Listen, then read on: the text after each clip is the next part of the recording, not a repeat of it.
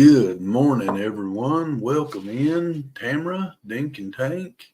Welcome in, Joy. Welcome in, Andy. Glad you're in here. This is October the 21st of 2024, and we're going to be in Proverbs 21 to sync up with October the 21st.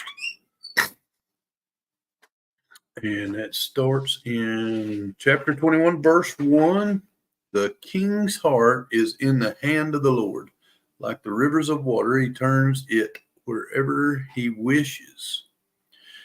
And then I've got for reflection comments, rather a large write-up on that. Good morning, Rebecca. On the very first verse there, it says, government was never meant to reflect a Christian's total value system.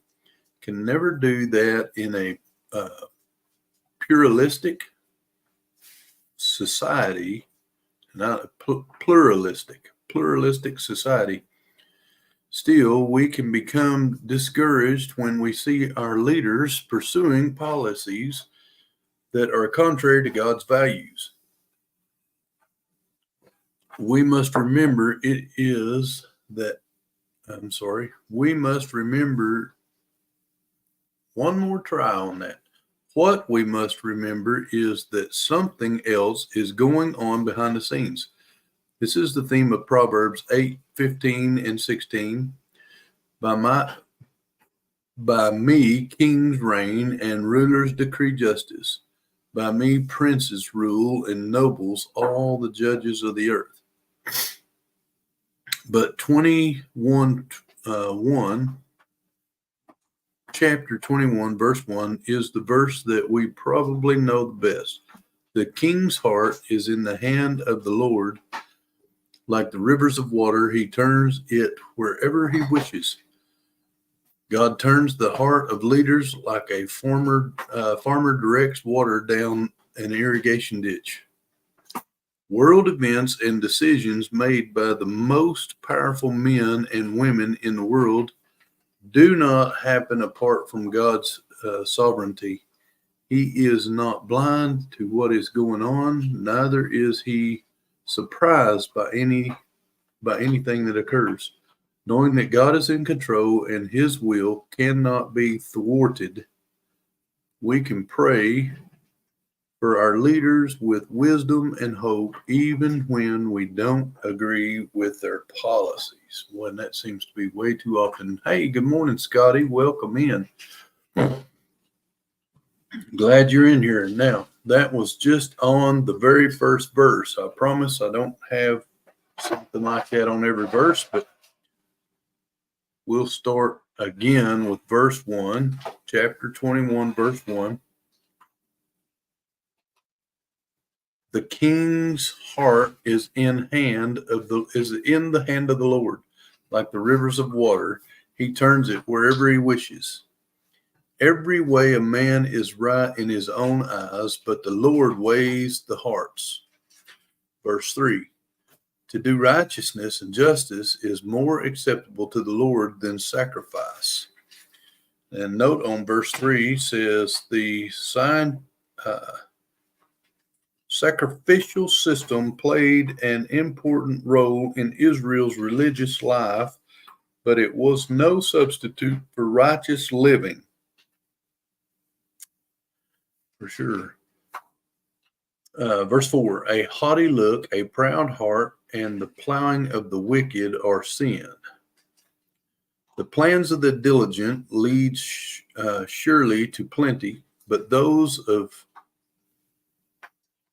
lights are flashing around here, all kinds of stuff this morning. The plans of the diligent lead surely to plenty, but those of everyone who is hasty surely to poverty. Getting treasures by a lying tongue is the fleeting fantasy of those who seek death.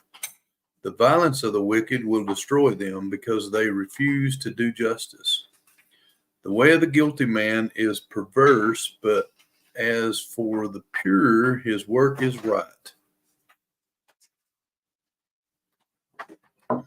Verse 9, better to dwell in the corner of a housetop than in a house shared with a contentious woman. And a note on verse 9 says a housetop in the ancient Near East was flat and people used it as a living space, but it was not a desirable place to sleep or spend the majority of one's time. The point is that Spartan conditions with peace are better than physical comforts with strife. Verse 10. Hey, AO, welcome in, Avid Fisherman and Andy. Glad you guys are here. Verse 10, the soul of the wicked desires evil. The neighbors find no favor in his eyes. When a scoffer is punished, the simple is made wise, but when the wise is instructed, he receives knowledge. The righteous God wisely considers the house of the wicked, overthrowing the wicked for their wickedness. Whoever shuts his ears to the cry of the poor will also cry himself and not be heard.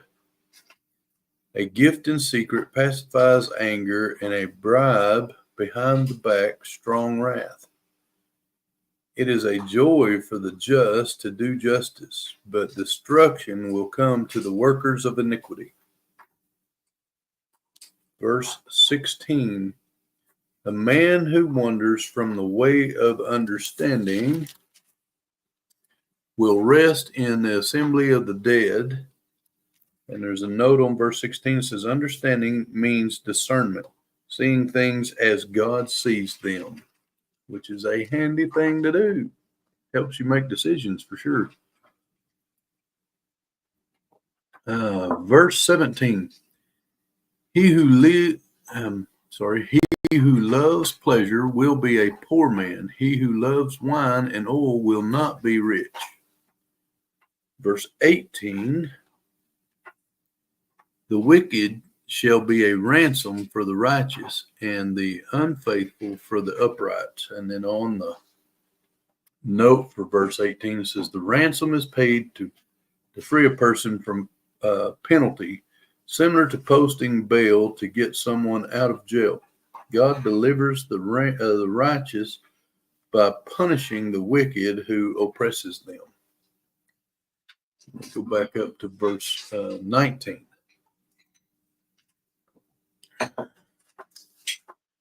Better to dwell in the wilderness than with a contentious and angry woman. There is desirable treasure and oil in the dwelling of the wise, but a foolish man squanders it.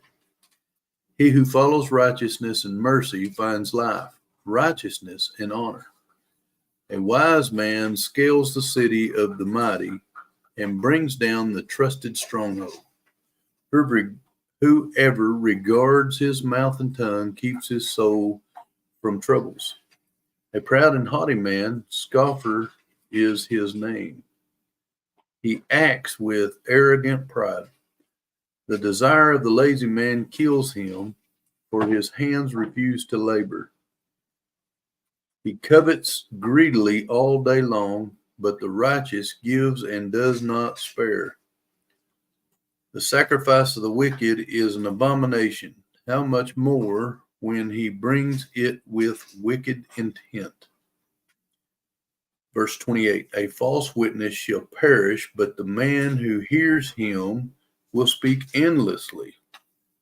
And then a note on verse 28 says, the false witness will perish or be discredited, so that their reputation is destroyed. The person who hears seeks to know and understand rather than simply waiting to express his or her opinion. That person is worth listening to. And then verse 29, a wicked man hardens his face, but as for the upright, he establishes his way. There is no wisdom or understanding or counsel against the Lord. The horse is prepared for the day of battle, but deliverance is of the Lord. And that concludes chapter 21. We're going to jump over now to Ephesians chapter 6, starting in verse 10, and we'll go through verse 20. We're going to put on our armor, y'all. Morning, Rebecca, Scotty, Drink, Dink, Tank, and Joy. Got them all at once there, Andy. Good job. Got a good crowd in here this morning. Glad y'all are with us. All right, verse 10, chapter 6 of Ephesians. Let's put on the whole armor of God. Finally, my brethren, be strong in the Lord and in the power of his might. Put on the whole armor of God, that you may be able to stand against the wiles of the devil. For we do not wrestle against flesh and blood, but against principalities, against powers, against the rulers of darkness of this age, against spiritual hosts of wickedness in heavenly places. Therefore, take up the whole armor of God, that you may be able to withstand in the evil day, and having done all to stand, stand therefore, having girded your waist with truth, having put on the breastplate of righteousness, and having shod your feet with the preparation of the gospel of peace. Above all, taking the shield of faith, with which you will be able to quench all the fiery darts of the wicked one, and take the helmet of salvation and the sword of the Spirit, which is the word of God, praying always with all prayer and supplication in the Spirit, being watchful to this end with all perseverance and supplication for the saints, for all the saints, and for me, that utterance may be given to me, that I may open my mouth boldly to make known the mystery of the gospel, for which I am an ambassador in chains, that in it I may speak boldly as I ought to speak. All right. We are ready and prepared to face our day. I'm glad you guys are with me. Without you, it would be a futile effort. Not really. I would still be digging into the word myself. But I'm so glad y'all are with me. I want to challenge you guys to go be a blessing for someone else today and say God bless you, and we will see you again tomorrow. Wow, y'all. Miss Dina just brought me breakfast. Definitely not a contentious woman.